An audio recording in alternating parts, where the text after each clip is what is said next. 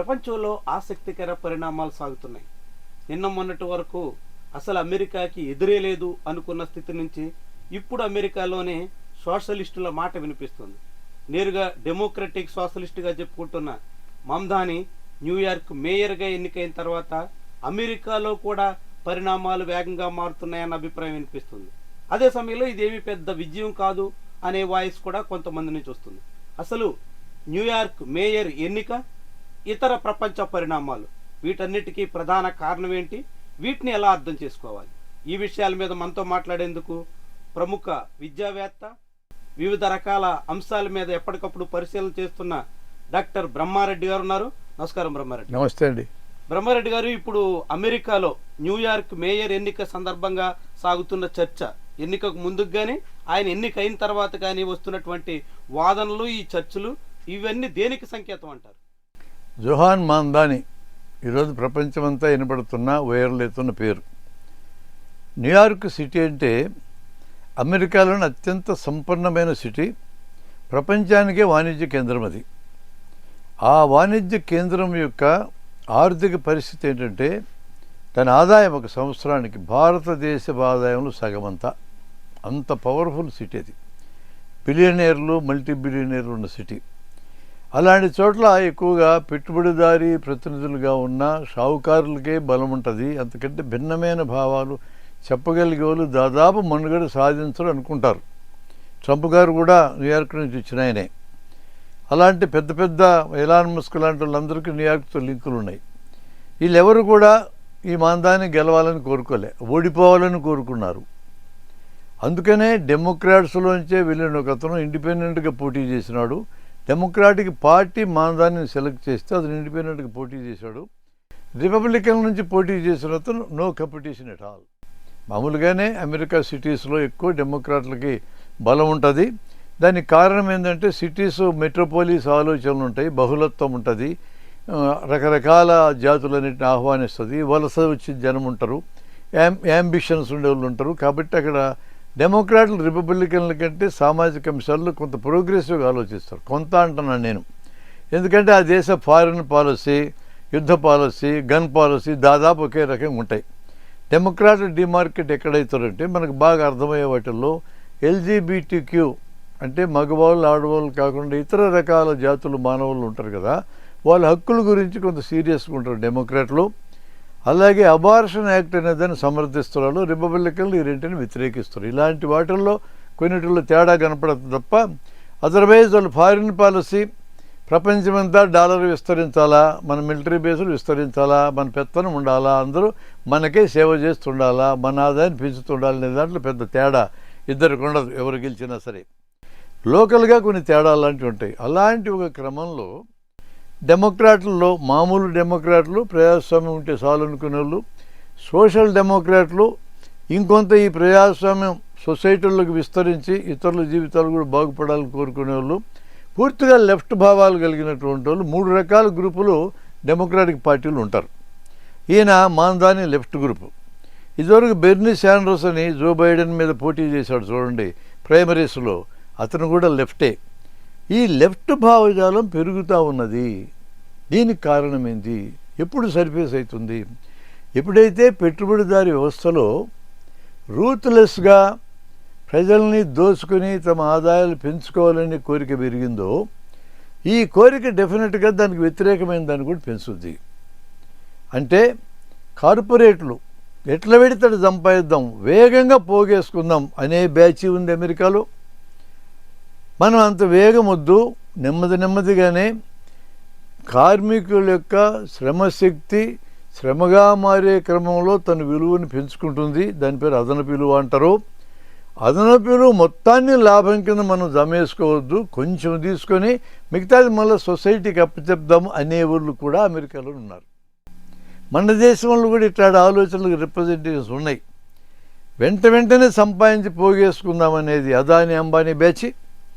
నెమ్మదిగా తీసుకుందాం, ఈ లాభంలోంచి కొంత తీసుకుని అదనపు విలువలోంచి కొంత కార్మికులకు కూడా ఇద్దాం, అలా అయితే వ్యవస్థ నడుస్తుంది, మన పెత్తనం సాగుద్ది అనుకుని తాతా బిర్లాలు కూడా ఉన్నారు. వాళ్ళ పొలిటికల్ రిప్రజెంటేషన్ కూడా క్లియరే. ఇక్కడ అదాని అంబానీ వాళ్ళకి పొలిటికల్ రిప్రజెంటేషన్ ప్రస్తుతం అధికారంలో ఉన్న వాళ్ళు ఉన్నారు, తాతా బిర్లాల్ పొలిటికల్ రిప్రజెంటేషన్, కాంగ్రెస్ రాహుల్ గాంధీలు అంటూ ఉన్నారు. అట్లా అర్థం కావాలి మనకి. అలా అర్థం చేసుకోకుండా బయటకి యూట్యూబ్లోనో వాట్సాప్లోనో పొలిమిక్స్ అన్ని చూసి అనుకుంటే మనకు అర్థం కావి. కోర్లో ఇలాంటి ఆలోచన ఉంది. ఈ ఆలోచన అమెరికాలో నెమ్మదిగా పెరుగుతూ ఉంది, కనపడకుండా పెరుగుతూ ఉంది. న్యూయార్క్ సిటీ దాన్ని నిర్మించిందే వలసపోయిన వాళ్ళు. ఎవరి వలసపోయిన వాళ్ళు? బ్రిటన్ నుంచి అమెరికాకు వలసపోయిన వాళ్ళు దాన్ని నిర్మించారు. అది అప్పటి నుంచి ఇప్పటిదాకా వలసల కేంద్రం. ప్రపంచంలో ఎక్కడెక్కడోళ్ళో బతకడానికి అక్కడికి వస్తారు, చదువుకోవడానికి అక్కడికి వస్తారు. వలస జీవులు పెద్ద సంఖ్య అక్కడ.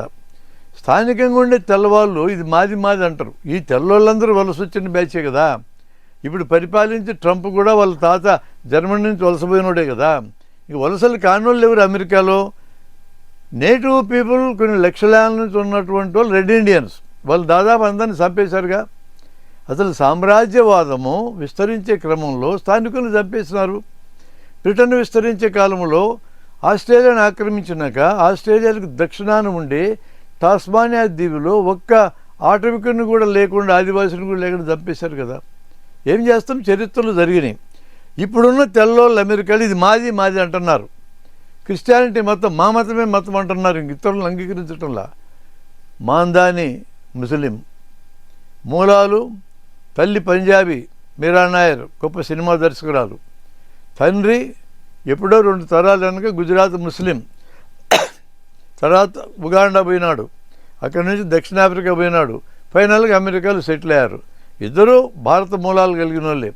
మనం ఎక్కడ ఉంటామంటే మన మూలాలు కలిగిన వాళ్ళు ఏ దేశంలో అధికారంలోకి వచ్చినా సంకలు గుద్దుకుంటాం. ఇక్కడ మన దేశాన్ని బాగు చేసుకోవడానికి మనకి ఇంట్రెస్ట్ ఉండదు. వాడు ఎవడు గెలిస్తే మనకేమొస్తుంది అట్లా కూడా ఆలోచించరు. ఇక్కడ ఉండే పరిపాలన కదా మనం సరి చేసుకోవాలా. అక్కడ వచ్చేటటువంటి ఆలోచన లాంటి మనకు రావాలి కదా. ఇంత దూరం ఆలోచించరు. మన మూలాలోడు గెలిస్తే చాలు అని చెప్పి పండగ చేసుకుంటాం మనం. ఇప్పుడు అంత పండగ కూడా చేసుకోవడం లేదు మాందాని విషయంలో. ఎందుకంటే అతను ముస్లిము, హిందువులకు వ్యతిరేకంగా ముద్రేస్తున్నారు. ఇక్కడ ఆ భావజాలం ఎక్కించారు. ఆడవాడు ముస్లిం గెలిస్తే మాకెందుకు అంటున్నారు. అతను ముస్లింగా చూడొద్దు. వలస వచ్చిన వాళ్ళకి ప్రతినిధి అతను పెట్టిన నినాదాలు, ఎన్నికల వాగ్దానాలు విలక్షణమైనవి. అవి మనం చూడాలి. మన దగ్గర వాగ్దానాలు ఏం చేస్తారు, ప్రజల యొక్క జీవితాలు భవిష్యత్తులో ఏం బాగుపడతాయి అనే ఒక దీర్ఘకాల ప్రణాళికలు ఏదే వాగ్దానాలు ఇవ్వరు. ఏ వాగ్దానం ఇస్తే ఓటు దండుకోవచ్చు అనేది ఇక్కడ ఉండేది. అతను ఓట్లు దండుకోవాలా నిజమే, కానీ ఎటువంటి వాగ్దానాలు చేశారంటే వలసలు వచ్చినటువంటి వాళ్ళ ఆదాయాలు ఈ మధ్య పెరగల. ట్రంప్ యొక్క టారిఫ్ విధానంతో బయట దేశాల నుంచి చౌకగా వచ్చే వస్తువుల ధరలు కూడా పెరిగినాయి. కాబట్టి జీతాలు పెరగల, వస్తువుల ధరలు పెరిగినాయి. కాబట్టి ఎలా బతకాలి వీళ్ళు? అందుకని ప్రతి కౌంటీలో అంటే ప్రతి వార్డు అనుకోండి చౌక ధరల దుకాణం పెట్టి అదే వస్తువులు తక్కువ ధరలకు అమ్మిస్తా అన్నాడు. అద్భుతమైన ఐడియా అది. గవర్నమెంటే పెడుతుంది అన్నాడు. నీకు బయట మాల్స్లో ఎటువంటి వస్తువులు దొరికితే అలాంటివే తక్కువ రేటుకి ఇక్కడ ఇస్తా అన్నాడు. జనానికి అట్రాక్ట్గా ఎట్లుంటుంది? పెద్ద ఖర్చు కూడా కాదు దానికైనా. 6 కోట్ల డాలర్ల కంటే ఖర్చు కాదు దానికి. చాలా చిన్న కమిట్మెంట్. అదే వలసలు ఉండేటటువంటి వాళ్ళు ఉండాలంటే అద్దెలు తీసుకోవాలా. అద్దె ఎంత ఖరీదంటే న్యూయార్కు ఇలా జీతంలో 3వ వంతు అద్దెకి పోతుంది. అందుకని దానికేం చేశాడు ఆయన, అద్దె ఫ్రీజ్, అద్దె పెంచడానికి లేదన్నాడు. కొన్నాళ్ళ పాటు పెంచను, మీ ఆదాయాలు పెరిగేదాకా పెంచను అన్నాడు. మరి ఆదాయాల గురించి ఏం మాట్లాడినాడు? ఓ గంటకి $15 నుంచి $20 కంటే లేదు అక్కడ జీతం. $30 మినిమం వేజ్ చేస్తా అన్నాడు గంటకి. ఆ పైన ఎంతైనా ఇచ్చుకోండి మీరు, కానీ మినిమం అది ఇవ్వాల్సింది అందరూ రూల్ చేసి పారేస్తా అన్నాడు. కాబట్టి వాళ్ళను కూడా అడ్రస్ చేశాడు. అన్ని ప్రాంతాల నుంచి, అన్ని మతాల వాళ్ళు, అన్ని జాతుల వాళ్ళు ఈ న్యూయార్క్లో ఉండొచ్చు. ఇది వలసల నగరము, వలసలోళ్ళు నిర్మించినారు, వలసలోళ్ళు దానికి ఉంటుంది, నేను వలసవాడి మనిషిని అని చెప్పాను అన్నాడు. ఓపెన్గా చెప్పేసినాడు. ఇంకొక అద్భుతమైన వాగ్దానం చేసింది ఏంటంటే అక్కడ విడాకులు కూడా చదువుకున్న వాళ్ళు ఉన్నారు కాబట్టి అభిప్రాయ భేదాలు వస్తే మనలాగా సొలుకోతలు ఏముండవు. అభిప్రాయ భేదాలు వస్తే విడిపోతారు అంతే. విడిపోయే టైంకి బిడ్డలుంటే, చిన్న బిడ్డలైతే చిన్న బిడ్డల్ని తల్లి సంరక్షిస్తూ ఉంటుంది. కానీ ఆమె పని చేయాలా, సంపాదించుకోవాలా, బిడ్డను కాపాడుకోవాలా. వీళ్ళ ప్రాబ్లం ఉండి అతను ఎంత అద్భుతంగా అడ్రస్ చేశాడంటే 6 వారాల నుంచి 5 ఏళ్ళ వయసు వచ్చే పిల్లల్ని మీరు మా దగ్గర చైల్డ్ కేర్ సెంటర్లు వదిలేసి మీరు ఉద్యోగానికి వెళ్ళిపోండి అన్నాడు. మీరు పెంచినట్టు ఆ బిడ్డల్ని మేము పెంచుతాం, వాళ్ళు ఇంటికి పోయేటట్టు తీసుకుపోండి అన్నాడు. ఎంత అద్భుతమైన ఐడియా అది. Child care centres. Child care సెంటర్స్కి ఎంత ఖర్చు అవుతుంది? 500 నుంచి 1000 కోట్లు ఖర్చు అవుతుంది డాలర్లు. అది అతని కమిట్మెంట్. అంతేకాకుండా ఈ వలసలు వచ్చినటువంటి వాళ్ళు ఉద్యోగార్థులు ఉంటారు, సరిగా ఆదాయం ఉండదు, ఎక్కడెక్కడ చిన్న చిన్న పనులు చేసుకుని బతుకుతుంటారు. న్యూయార్క్ సిటీ పరిధిలో బస్సు ఉచితంగా ప్రయాణం చేయండి ఎవడైనా సరే. దానికే కమిట్మెంట్ కూడా పెద్ద ఉంటుంది. కాబట్టి బస్సు ఓనర్లు ఇది చేస్తే మా ఆదాయం ఎట్లా అంటారు, అది పెద్ద కమిట్మెంట్ కాదు. ఇలా ప్రజలు వేటినైతే ఆలోచిస్తున్నారో వాటినే నినాదాల కింద పెట్టాడు. కనెక్ట్ అయినాడు జనానికి. ఎంత బాగా కనెక్ట్ అయినాడంటే అక్కడ అమెరికన్ సొసైటీలో టెన్షన్ ఎక్కువ. 150 మందికి టెన్షన్ ఉంటుంది, మానసిక సమస్యలు ఉంటాయి. మానసిక సమస్యలుండి నేరాలుగా చేస్తే పోలీసు రంగంలోకి వచ్చి చాలా ఇన్హ్యూమన్గా ప్రవర్తిస్తున్న ఘటనలు ఉన్నాయి. ఒక అతను 20 రూపాయలు దొంగనోడు చూపించాడని మెడకాయ మీద కాలేసి తొక్కాడు, గుర్తుందిగా మనకి. మేము కూడా ఊపిరి పీల్చాలని చెప్పిన అతను అన్నాడు. పెద్ద నినాదమై పెద్ద ఉద్యమం లేచింది ఆ టైంలో, నల్లవాళ్ళని అటు తొక్కితే. ఇతను ఏం చేశాడంటే ఇలాంటి చిన్న చిన్న పెటీ విషయాలకి పోలీసుల రంగంలోకి రాకూడదు, జనంలోంచే జనాన్ని కౌన్సిల్ చేసి రక్షించే గుంపులు తయారు కావాలి, ఆ గుంపులు నేను పెట్టేస్తా అన్నాడు. అంటే పోలీసుల అధికారాలు కత్తిరేసినాడు. మన దగ్గరేమో పోలీసుల అధికారాలు పెంచి నేరం చేసినా వాళ్ళు ఏదో చేశామనుకుంటే లోపలేసే కార్యక్రమాలు మనకు జరుగుతున్నాయి. అక్కడ వాళ్ళ అధికారాలు కత్తిరేసినాడు. ఇవన్నీ చేయడానికి నీకు ఎంత ఖర్చు అవుద్దా అని అడిగినాం మనం.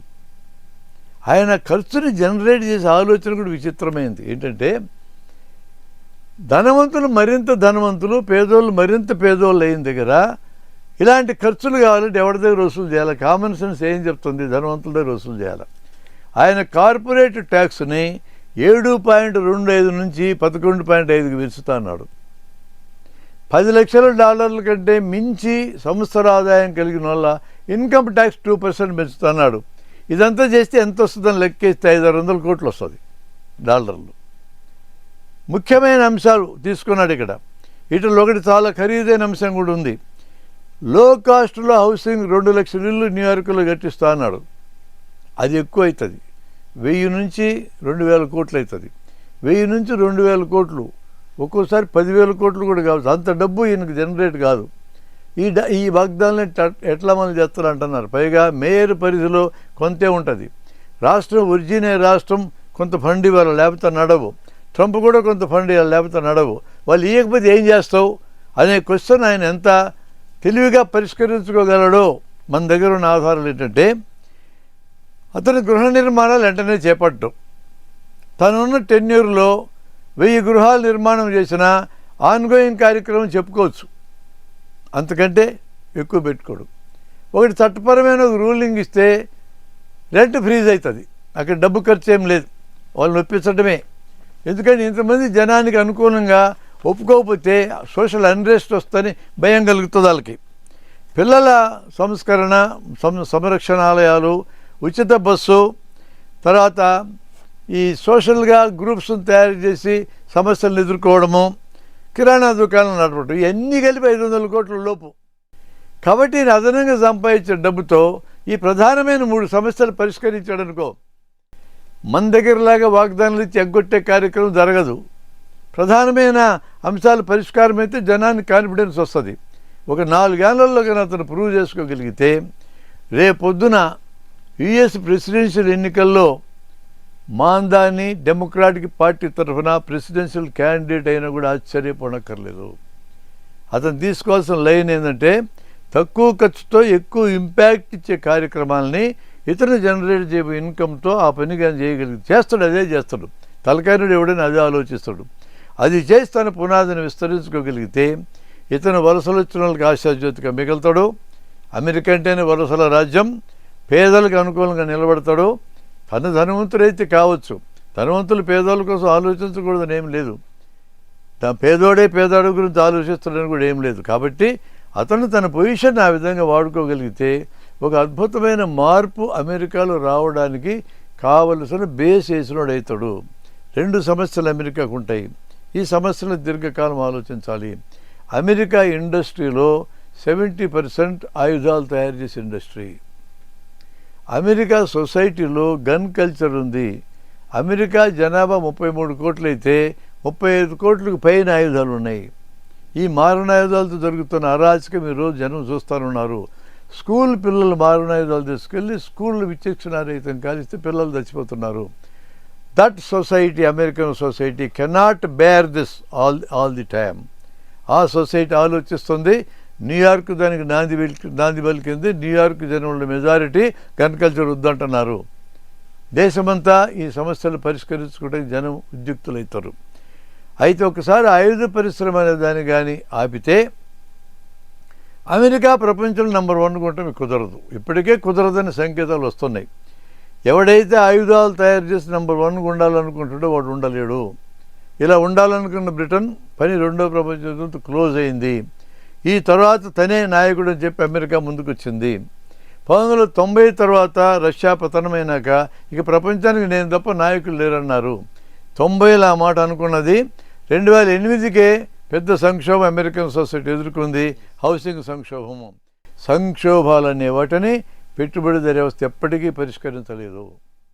నిరుద్యోగాన్ని పరిష్కరించలేదు, అధిక ధరలను పరిష్కరించలేదు, ద్రవ్యోల్బణాన్ని పరిష్కరించలేదు, అందరికీ పని ఇవ్వలేదు, వివక్షలను పరిష్కరించలేదు. ఇప్పుడున్న వ్యవస్థ ఏ దేశంలో ఉన్నప్పటికీ కూడా ఈ పెట్టుబడిదారీ వ్యవస్థ, క్యాపిటలిజం ఇప్పుడు నేను చెప్పిన ఏ సమస్యని పరిష్కరించలేదు. సమాజాన్ని ముందుకు తీసుకెళ్లాలని ఎవరు అనుకున్నా వాళ్ళు పరిష్కరించగలిగే వాటిని తమ నినాదాల కింద పెట్టుకోకూడదు. వాళ్ళు ఇల్లు ఇవ్వగలరు, అది మన నినాదం కాకూడదు. ఇల్లు స్థలం ఇవ్వగలరు, అది నినాదం కాకూడదు. ఎన్నికల్లో దొంగోట్లు సృష్టించగలరు, ఓట్లకు డబ్బులు ఇచ్చి గెలవగలరు, ఇది మన నినాదం ఉండకూడదు. వాళ్ళు చేయలేని పనులు ఉన్నవే అవి నినాదాలుగా పెట్టుకుంటేనే ప్రపంచంలో ఎక్కడైనా ఈ వ్యవస్థను ఆటగట్టించవచ్చు. అలాంటి వాటిని ప్రజల యొక్క ఆకాంక్షలలోంచి ఆలోచించి తన నినాదాన్ని మాందాన్ని ఏర్పాటు చేసుకున్నాడు. కాబట్టి భవిష్యత్తు బాగుపడాలని కోరుకున్న వాళ్ళకి ఒక ray of hope, complete hope కాదు, ఒక కిరణం. అది ఖచ్చితంగా పాజిటివ్ కిరణం. దాన్ని అలానే చూడాలి. ఇంతటితోనే అమెరికాలో సోషలిజం వచ్చిందని, కమ్యూనిస్ట్ పాలన వచ్చిందని మాట్లాడద్దండి. ఇప్పుడు ప్రపంచంలో ఎక్కడా కమ్యూనిస్టు దేశాలు లేవు, సోషలిస్టు దేశాలు కూడా లేవు. సోషలిజము పెట్టుబడిదారీ వ్యవస్థ అని మనం మాట్లాడితే పెట్టుబడిదారీ వ్యవస్థ రద్దు అయితే గంతులాగా సోషలిజం వస్తుంది గతంలో అనుకున్నారు. అట్లా జరగదు. ఈ మధ్యలో అనేక దశలు ఉంటాయి. అలాంటి వివిధ దశల్లోనే ఈరోజు ప్రపంచంలో దేశాలు ఉన్నాయి. చైనా ఒక దశలో ఉంది, రష్యా ఒక దశలో ఉంది, వియత్నాం, క్యూబా ఒక్కొక్క దశలో ఉన్నాయి. కొన్ని వెనకబోయినాయి, కొన్ని ముందుకు వస్తున్నాయి. వెనిజులా లాంటిది ఇంకొక దశలో ఉంది, పెట్టుబడిదారీ దశలో ఒక అడుగు ముందుకుంది. హ్యూగో చావేజ్ అధ్యక్షుడికి వచ్చినాక దేశంలోని ఆయిల్ పరిశ్రమ మొత్తాన్ని జాతీయం చేసి ప్రయోజనాలు మొత్తం ప్రజలకు రావాలని నిర్ణయించినాడు. దాన్నే మధుర కంటిన్యూ చేస్తున్నాడు. అది నచ్చల అమెరికాకి. చుట్టూ ఓడల్ని మోహరించింది, యుద్ధం చేస్తానంటుంది. యుద్ధాల మీదనే బతికే అమెరికా ఎల్లకాలం బతకదు. ఇట్లా బతకాలనుకుంది బ్రిటను, లేచిపోయింది. ఇట్లా బతకాలనుకున్న అమెరికాని బయట దేశాలు ఏం చేయక్కర్లా. ఆ దేశం జనం ఎట్టు ఉండనివ్వరు. వియత్నాం యుద్ధాన్ని వియత్నాంలో ఉండి జనం ఎంతగా ఓడించినారో అంతకు మించి అమెరికా జనం ఓడించినారు. మా పిల్లలు వియత్నాం పోయి సావాల్సిన పని ఏంది, మేము పోం, అడ్డం తిరిగిన యుద్ధం మానేసుకున్నారు. మా పిల్లలు ఆఫ్ఘన్లోకి వెళ్ళి ఇరాక్లోకి వెళ్ళి చావాల్సిన పని ఏంది అన్నందుకు తాలిబాన్లకు సరెండర్ అయ్యి ట్రంప్ పీరియడ్లో సైన్యాన్ని వెనక్కి తీసుకున్నారు. ఏం చెప్తుంది ఇదంతా? అమెరికా యుద్ధాలు ఎల్లకాలం చేయలేదు. గల్ఫ్ ఆయిల్ కోసం చేస్తూ ఉంది, రెసిస్టెన్స్ వస్తుంది. ఈ ఆయిల్ కోసం చేసే పోరాటానికి రక్షణ ఉండటానికే ఇజ్రాయెల్ని పెంచి పోషిస్తూ ఉంది.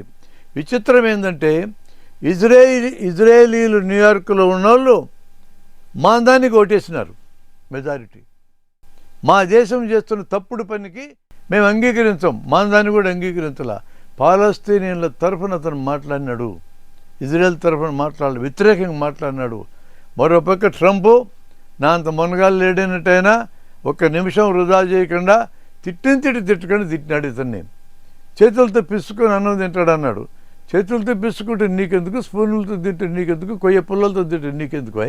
నువ్వు అమెరికాని పాలించడానికి వచ్చినవా, ఎట్ట పిసుకొని తింటారో చెప్పడానికి వచ్చినవా? బుద్ధి జ్ఞానం ఉండాలి ట్రంప్కి. ఇట్లాంటి సొల్లుకోతలు కూర్చున్నాడు ఆయన. జనాన్ని కనెక్ట్ కాలాది. నువ్వు ముస్లిం అన్నాడు, జనాన్ని కనెక్ట్ కాల. 9/11 ఆ కాలంలో 2 టవర్లను పగలగొట్టినటువంటి విమానాలను పగలగొట్టింది ముస్లిం కాబట్టి మనం ముస్లింలకు వ్యతిరేకమన్నాడు. జనం పట్టించుకోలే.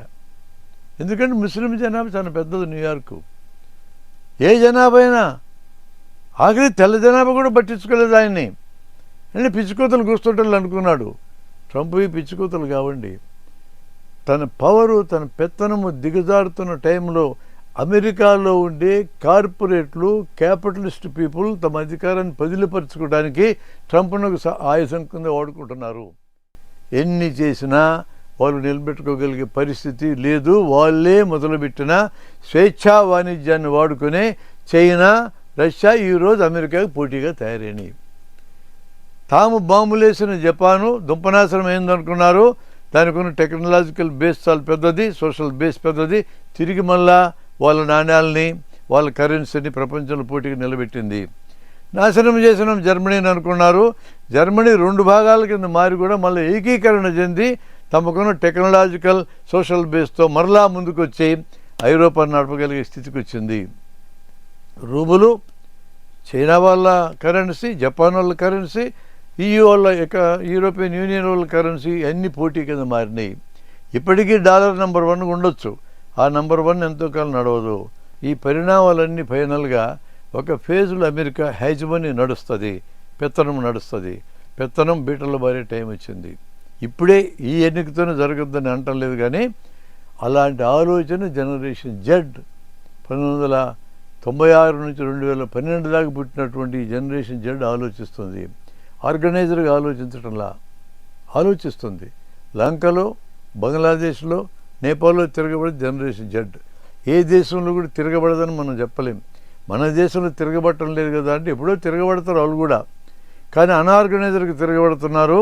దీని స్థానంలో ఆర్గనైజర్కి తిరగబడాలా ఎక్కడైనా సరే. ఎంత జనం ఉంటే తిరగబడగలరు? ఈరోజున్న సాక్ష్యాలు ఏంటంటే 60 కోట్ల మంది రైతాంగం ఉన్నటువంటి దేశంలో 3 లక్షల మంది ఢిల్లీలో ఏడాది మోహరిస్తే 3 బ్లాక్ చట్టాలు వెనక్కి పంపించగలిగినారు. 0.05% వాళ్ళు రైతుల్లో 0.05. ఒక విజయవాడ సిటీకి 10 లక్షల జనాభా ఉంటే 10 లక్షలు అంటే 10,000, 1% అంటే 0.1 అంటే 1000 అవుతుంది. 0.01 అంటే 100 అవుతుంది. 100 మందిని నికరంగా పనిచేయగలిగే వాళ్ళని మనం ఏంటో నిలబెట్టుకోగలిగితే ఎవ్రీడే మీ గురించి ఈ సిటీ మాట్లాడుతుంది. 1000 మంది కానీ మీ చేతుల్లో కానీ ఉంటే ఒకే రకంగా ఆలోచించి ఈ సిటీని మేమేమైనా బాగు చేయాలని కంకణం కట్టుకున్న వాళ్ళు 1000 మంది ఉంటే ప్రతి కార్పొరేట్ ఏరియాలో వీళ్ళు చెప్పిన వాళ్ళు గెలుస్తారు. క్రిటికల్ నంబర్ ఇన్ఫర్మేషన్ ఎక్స్ప్లోషన్ ఉన్న ఈ కాలంలో తగ్గింది. ఈ తగ్గిన దాన్ని ఆర్గనైజర్గా కానీ ముందుకు నడపగలిగితే ఈరోజు ప్రజలకి వ్యతిరేకంగా పనిచేసే ఏ వ్యవస్థలు దీర్ఘకాలంలో బతకవు. ఈ దుష్ట సమాజం పతనంగా తప్పదని రాహుల్ సాంకృత్య అని చెప్పాడు. అది తప్పదు అనేదానికి ఒక చిన్న సంకేతం కింద, పెద్ద సంకేతం కూడా అనడంలా మనం మాందాని యొక్క గెలుపుని మనం చూడవచ్చు. అమెరికాలో మాందాని న్యూయార్క్ మేయర్గా గెలిచిన తర్వాత సోషలిజం ఊపందుకునే అవకాశం ఉంది. జన్జెడ్లో కొత్త ఆశలు రేకెత్తించే అవకాశం ఉంది. అమెరికా దేశవ్యాప్తంగా కూడా ఈ సోషలిస్ట్ ఛాయలు బలపడతాయి అనే వాదన అది ఆకాంక్ష లేదా అలా అనుకునే వాళ్ళ ఆశ. అది అంత సులభంగా జరగవు. కానీ జరగడానికి కావాల్సిన బేస్ తయారవుతుంది. అంతవరకు మనం తీసుకున్నాం. అతనేం తాను కమ్యూనిస్ట్ అని చెప్పుకోలే. కమ్యూనిజం అనేది భూత పదం కింద మార్చినారు కదా మన దేశంలో. కానీ వాస్తవమైన దాని అర్థం ఏంటి? సోషలిజం అంటే ప్రతి ఒక్క వ్యక్తి తన శక్తి కొలది పని చేయాలి, పనిని బట్టి ఫలితం తీసుకోవాలి. ఎక్కువ పని చేస్తే ఎక్కువ ఫలితం తీసుకోవాలా, తక్కువ పని చేస్తే తక్కువ ఫలితం తీసుకోవాలా, ఏమీ పని చెప్పి తీసుకోకూడదు. ఇది సోషలిజం అంటే అర్థం. ఏం బూతుందండి అందులో? ప్రతి ఫ్యాక్టరీలో మేనేజర్ ఎక్కువ జీతం తీసుకుంటాడు, ఎక్కువ పని చేస్తాడు. ఫోర్మెన్ ఆయనకంటే తక్కువ తీసుకుంటాడు, 4-5 పని చేయించాలా. వర్కర్ అంతకంటే తక్కువ తీసుకుంటాడు, తన వర్క్కి తన బాధ్యుడు. సోషలిజం ఫ్యాక్టరీలో అమలు జరుగుతుంది కదా ఇప్పుడు కూడా. కమ్యూనిజం అంటే ప్రతి వ్యక్తి శక్తి కొలది పని చేయాలి, అవసరాన్ని బట్టి తీసుకోవాలి. ఇప్పటికే కమ్యూనిస్టు ఐడియాలు కొన్ని అమలు జరుగుతున్నాయి మన దేశంలో కూడా. పసిపిల్లలకు ఆహారం పెడుతున్నాం ఏం పని చేయకపోయినా. మన ఇంట్లో కమ్యూనిజం ఉంది. ఎడపిల్లకి అంతరాధ పెడుతున్నాం, ముసలిళ్ళకి అంతరాధ పెడుతున్నాం, భార్యాభర్త చివరి తింటున్నారు. మన ఇంట్లో ఇప్పుడు అమలు జరిగే దాని పేరే కమ్యూనిజం. కమ్యూనిజాన్ని రోజు తెల్లారితే సరి బూతులు తిట్టాడింట్లో కూడా కమ్యూనిజం అమలు జరుగుతూ ఉంది. పైగా ప్రభుత్వమే ధనవంతుల కోసం పనిచేసే ప్రభుత్వం అనే చోట కూడా అందరికీ పనికొచ్చి రోడ్లు వేస్తున్నారు, అందరికీ పనికొచ్చి ఆసుపత్రులు కడుతున్నారు, అందరికీ పనికొచ్చి విద్యాలయాలు వేస్తున్నారు. ఇది అందరికీ పనికొచ్చి వేయటం కదా. అక్కడ నువ్వు పని చేస్తేనే ఇస్తానేది కాదు కదా. మరి డెస్టిట్యూట్స్ లేదా ముసలి వాళ్ళకి పింఛన్ వేయటం కానీ, కుంటోళ్ళు గుడ్డోళ్ళకి పింఛన్ వేయటం కానీ ఏంటిది? వాళ్ళు ఏం పని చేయటం లేదుగా, అయినా ఎందుకు ఇస్తున్నాం? అది కమ్యూనిస్ట్ ప్రిన్సిపల్. అది అంత దూరం ఎందుకంటే మేము చదువుకునేటప్పుడు చేతులు ఏళ్ళు సమానంగా ఉన్నాయి, ఏం సమానత్వం వస్తారో అన్నారు మాతో కొంతమంది విద్యార్థులు. సమానత్వం ఉండకూడదు, చేతిలో ఉండకపోతేనే పిడికిలు వస్తుంది. పిడికిలు ఇంపార్టెంటు, ఏళ్ళు సమానం కాదు ఇంపార్టెంటు. ప్రకృతిలో ఉండే అసమానతలను ప్రశ్నించే హక్కు మనకు లేదు. ఈ చేతిలో సమానత్వం కావాలంటే ఇక్కడికి నరకాలా, దీంతో సమానంగా ఉండాలంటే సాగబీకాలా, ఏది చేసినా పిడికిలు రాదు. ప్రకృతి నియమం పిడికిలు రావడం, అందుకే అసమానత్వం తోడ్పడుతుంది. అందుకనే లావోళ్ళు సన్నమోళ్ళు, పొడుగోళ్ళు పొట్టోళ్ళు, నల్లోళ్ళు తెల్లోళ్ళు, ఆడోళ్ళు మగోళ్ళు ఉంటాయి ప్రకృతిలో. ఎన్ని ఉండడం సమాజం ముందుకు నడవడానికి అవసరం. దాన్ని మనం క్వశ్చన్ చేయకూడదు. ఈ చేతిలోనే ఒక్కొక్క ఏళ్ళు తన శక్తి కొలది పనిచేస్తూ ఉంది. పనిని బట్టి రక్తం సప్లై ఉంది వాళ్ళకి, అంటే సోషలిజం ఉంది. ఈ చేతిలోనే ప్రతి వేలు శక్తి కొలది పనిచేస్తుంది. అవసరం కొద్దీ ఆహారం ఆక్సిజన్ అందుతూ ఉంది. కమ్యూనిజం అమలు జరుగుతూ ఉంది. చేతిలోని సోషలిజం ఉంది, చేతిలోని కమ్యూనిజం ఉంది. నువ్వు ఏడ తిరుగుతావురా కమ్యూనిజాన్ని సోషలిజాన్ని నీ ఎదురుగా పెట్టుకొని, నీ బాడీలో భాగం కింద పెట్టుకొని? అది తిట్టాల్సిన సబ్జెక్ట్ కాదని నా అభిప్రాయం. అందుకని ఇట్లాంటి వాడికి పునాది పడుతుంది. అలాంటి భావజాల పునాది పడడానికి ఒక ఇన్స్ట్రుమెంట్గా మేయర్ ఎన్నిక అనేది ఉపయోగపడుతుంది. అంతవరకే దాన్ని చూడాలి తప్ప మనకు ఆకాంక్షలు చాలా ఉండొచ్చు, ప్రపంచమంతా మారితే బాగుండి ఉండొచ్చు. దానికి అపరిచయం సిచ్యువేషన్ రైప్ కాకుండా, రైప్ అయ్యేటట్టు మనం చేయకుండా, మన రోల్ కూడా ఉంది కదా. ఈ రెండు పనులు జరగాలి తప్ప ఆశ ఆకాంక్ష వరకు లిమిట్ అయితే పగటికాలు అవుతుంది. అక్కడ ఆగకూడదు మనమని నా అభిప్రాయం. ఇప్పుడు మరొక ముఖ్యమైనటువంటి విషయం, వీటన్నిటి పరిణామాలు అంటే ఒకవైపు చైనా రేజ్ అవుతుంది, అమెరికాను ఢీ కొడుతుంది, రెండో వైపు అమెరికాలోనే మీరన్నట్టు చిన్న రే కావచ్చు, ఒక మమ్దాని విజయం. ఇవన్నీ ప్రపంచవ్యాప్తంగా జరుగుతున్నటువంటి పరిణామాలు ఇండియాలో యువత మీద, ఇండియాలో ఆలోచించేటువంటి వాళ్ళ మీద ఎలాంటి ప్రభావం చూపుతాయి అనుకుంటున్నారు? ఇప్పుడు తక్షణం ఇండియాలో ఒక సమస్య ఆలోచించాలండి. ఏమంటే మన దేశంలో ఉన్న ఎన్నికల విధానం అమెరికా కంటే బెటర్గా ఉంది. అమెరికాలో ట్రంప్ ఓడిపోయినప్పుడు వైట్ హౌస్ మీద దాడి చేయించాడు. మన దగ్గర కోట్లు ఖర్చు పెట్టి ఓడిపోయిన అభ్యర్థి గెలిచిన వాళ్ళకి అఫీస్ అప్పచెప్పి బయటకు వస్తాడు. ఎంత మంచిగా చూడండి ఇక్కడ. పైగా మనం ఎన్నికల్లో నిలబడ్డ మన అభ్యర్థులందరూ మన అభిమాన వెంకటేశ్వర స్వామి దగ్గరికి వెళ్ళి తలా 1 లక్ష హుండీలు వేసి అడ్వాన్స్ కింద ఉంచండి స్వామి, గెలిచినా కోటి ఇస్తా చెప్పొస్తారు. ఒకరినే గెలిపిస్తారు స్వామి కూడా. మిగతా 3 ఓడిపోయిన వాళ్ళు ఏంది స్వామి 1 లక్ష రూపాయలు తీసుకొని గెలిపించాలని తగాదాకి వెళ్ళరు. ఎంత మంచి వాళ్ళు వీళ్ళు. అంటే ప్రజాస్వామ్యం టైం టు టైం ఎన్నికలు జరుగుతున్నది ఒక్కటే ఇక్కడ ప్రజాస్వామ్యం జరుగుతుంది చెప్పడానికి మనకు గీట్రాయిగా ఉన్నది. ఇప్పుడు యూత్ ఆలోచించాల్సిన అతి ముఖ్యమైన విషయం ఏంటంటే 2023లో సుప్రీంకోర్టు మీరు ఒక చట్టం చేయండి ఎన్నికల కమిషనర్లు ఎలా నియమించాలనే దాని మీద అని చెప్పింది. అప్పటిదాకా ప్రధానమంత్రి, అపోజిషన్ లీడరు, సుప్రీంకోర్టు ప్రధాన న్యాయమూర్తి ఈ ముగ్గురు యొక్క కమిటీనే ఎన్నికల కమిషన్ నియమిస్తుంది అన్నాడు. సుప్రీంకోర్టు ప్రధాన న్యాయమూర్తి నిష్పాక్షికుడు. ప్రధానమంత్రి తనకు అనుకూలమైన కమిషనర్ వస్తే బాగుండు అనుకుంటాడు. అపోజిషన్ నాయకుడు తనకు అనుకూలమైన వ్యక్తి వస్తే బాగుండు అనుకుంటారు. వీళ్ళిద్దరు అనుకునేటప్పుడు నిష్పాక్షికుడు ఉంటే ఇద్దరిని సరిచేసి నిష్పాక్షికంగా ఎన్నికలు జరపగలడు అనుకుంటే అతను సెలెక్ట్ చేస్తాడు. అతను ఓటు అటు పక్కేస్తాడు. వీళ్ళిద్దరు ఎవరన్నా ప్రపోజ్ చేయని అతనికి ఇబ్బందిలే. ప్రపోజ్ చేస్తున్నాడు సరైనడైతే అతను ఓటు అటేస్తాడు. ఈ రకమైన చట్టం చేయగానే కేంద్ర ప్రభుత్వం అలర్ట్ అయ్యి 2023 డిసెంబర్ నాటికే ఆ కమిటీ ఎలా ఉండాలని తీర్మానం చేసి చట్టం చేసేసింది. మన దగ్గర పార్లమెంట్లో చట్టాలు ఎట్లా జరిగితే మీకు తెలుసుగా. 10 రోజులు పార్లమెంటు నడిస్తే 9 రోజులు బూతులు తిట్టుకుంటారు. 10 రోజులు 10 చట్టాలు అయిపోతాయి. ఇంకా చర్చ ఉండదు, ఏముండదు. అంత 3 చట్టాలు వ్యవసాయ చట్టాలు చర్చ లేకుండా అమలు జరిగినాయి. తీసేయడం కూడా చర్చ లేకుండా తీసేసినారు. ఇంకన్నీ అట్టే జరుగుతాయి. అట్లా 2023 డిసెంబర్లో చట్టం చేశారు. ఏముంది ఆ చట్టంలో అంటే ఇది ఇక్కడ యూత్ చూడాల్సిందని నా అభిప్రాయం. ప్రధానమంత్రి ఉంటాడు, కరెక్ట్. అపోజిషన్ లీడర్, ఇద్దరు ఎలక్టెడ్ రిప్రజెంటేటివ్స్ ఉంటారు. థర్డ్ పర్సన్గా సుప్రీంకోర్టు ప్రధాన న్యాయమూర్తి కాకుండా ప్రధానమంత్రి ఎంపిక చేసిన ఒక మంత్రి ఉంటాడని పెట్టినారు చట్టం. ఏమండి దాని అర్థం? మెడకాయ మీద తలకాయ ఉండేవాడికి అర్థమైపోయింది. ఇద్దరు ప్రభుత్వానికి అనుకూలరు, ఒకరు వ్యతిరేకి ఉంటే ఎటువంటి కమిషనర్లు ఏర్పడతారు? ప్రభుత్వానికి అనుకూలురైన కమిషనర్లు ఏర్పడే ప్రమాదం ఏర్పడిందా లేదా? ఇది చట్టమైనాకనే ఎన్నికల కమిషనర్ల మీద పుంఖానుపుంఖంగా ఫిర్యాదులు వస్తున్నాయా లేదా? కాబట్టి ఈరోజు యూత్ ఆలోచించాల్సింది ఏంటంటే, ఆ ముగ్గురు కమిటీ ఉంది చూడండి, ఆ కమిటీలో ఒక మంత్రి ఉండకూడదు, ఆయన స్థానంలో సుప్రీంకోర్టు ప్రధాన న్యాయమూర్తి ఉండాలి. న్యాయమూర్తులను కూడా ఇన్ఫ్లుయెన్స్ చేస్తారేమో అని అంటే దానికి వేరే ఆన్సర్ ఉంది. అలా అనుమానించే రోజులు వచ్చినాయి. ఎందుకంటే ఒక ప్రధాన న్యాయమూర్తి ఇంట్లో పనిచేసే ఒక లేడీ మీద ఆమె హెరాస్మెంట్ జరిగిందని కేసు పెడితే ఆ కేసు విచారణ చేసి జడ్జిలా ప్రధాన న్యాయమూర్తి కూడా ఉన్నాడు. ప్రపంచంలో ఇంతవరకు ఈ సంఘటన జరగలేదండి. ఎవరి మీదైనా ఫిర్యాదు వస్తే అతనే జడ్జిగా ఉండటం అనేది ప్రపంచంలో ఇప్పటిదాకా జరగల, మన దేశంలో జరిగింది. ఆయన అక్కడ ఉండడమే కాకుండా ఆయన ప్రభుత్వం వారికి చేసిన సేవలకు కానీ రాజ్యసభ మెంబర్షిప్ ఇచ్చినారు. అలా ఉండదేముంది?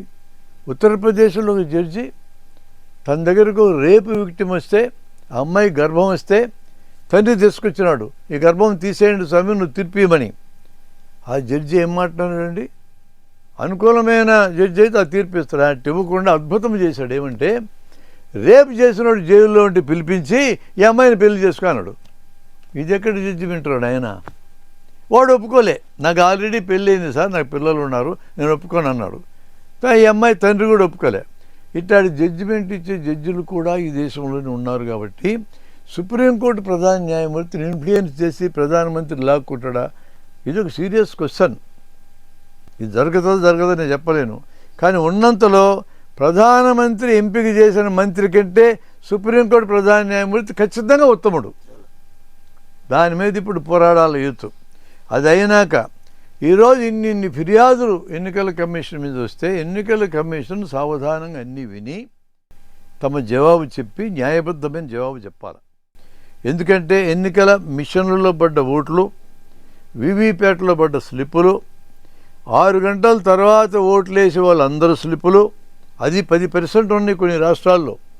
పైగా వాళ్ళందరి యొక్క సీసీటీవీ ఫుటేజీ, టోటల్ ఎన్నికల ప్రక్రియను అంతా తీసి సీసీటీవీ ఫుటేజ్ అంతా తీసింది. ఇదంతా కూడా దాచిపెట్టి ఫ్యూచర్లో ఏ అభ్యర్థికి అనుమానం వచ్చి కేసు పెడితే ఎవిడెన్స్లకి ఇది ఇవన్నీ ఇవ్వాలి.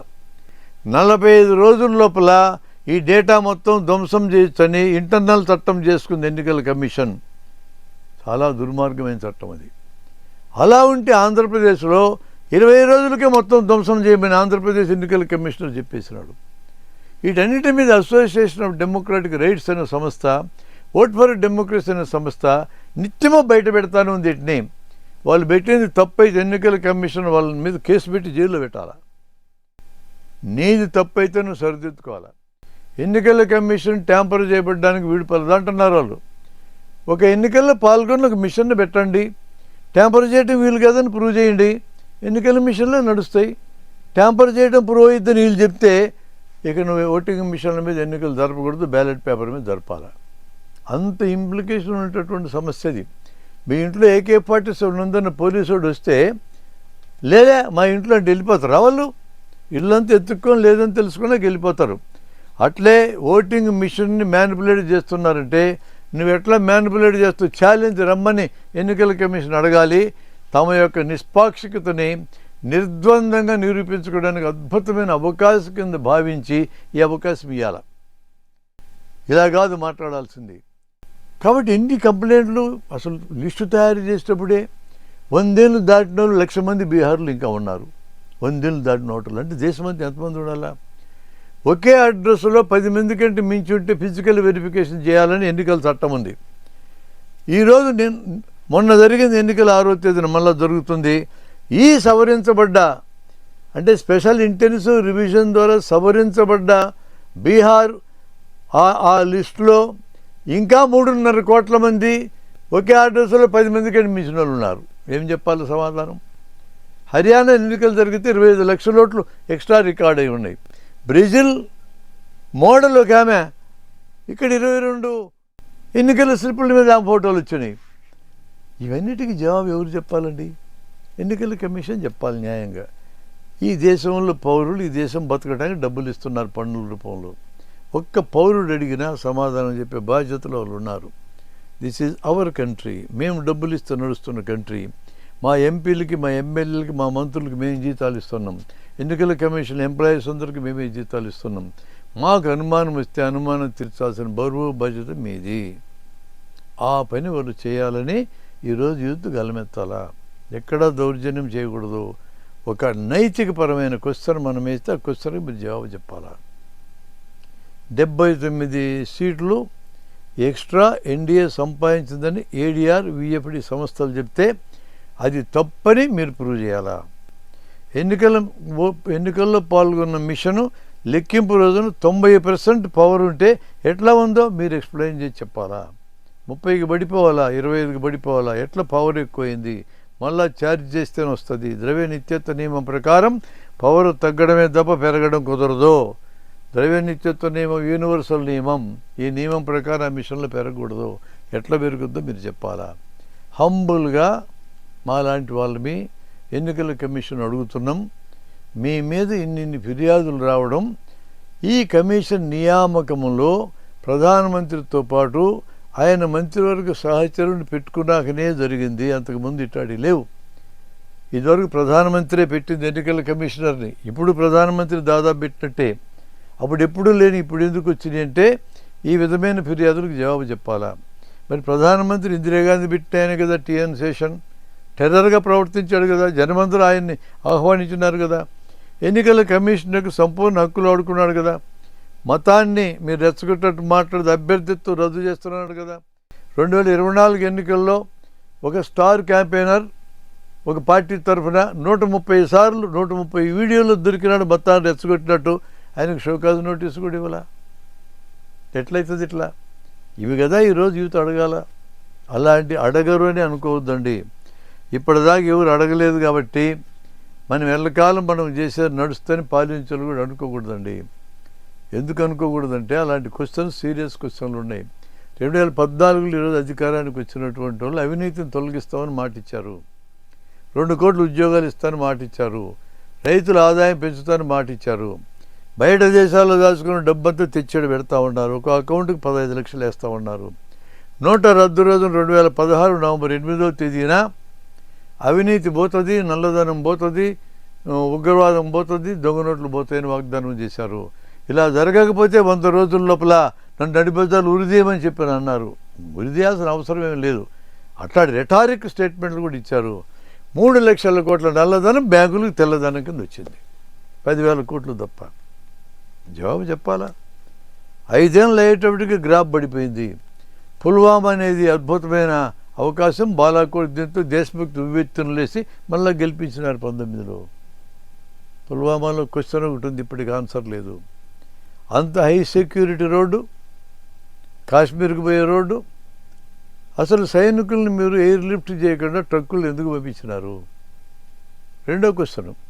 అంత హై సెక్యూరిటీ, అంత కాపలాగాసే చోటున ఒక కారులో ఆర్డీఎక్స్ అని ప్రేరుల పదార్థం వేసుకొని రోడ్డు మీదకి ట్రక్కుని ఎట్లా ఢీ కొట్టగలిగింది?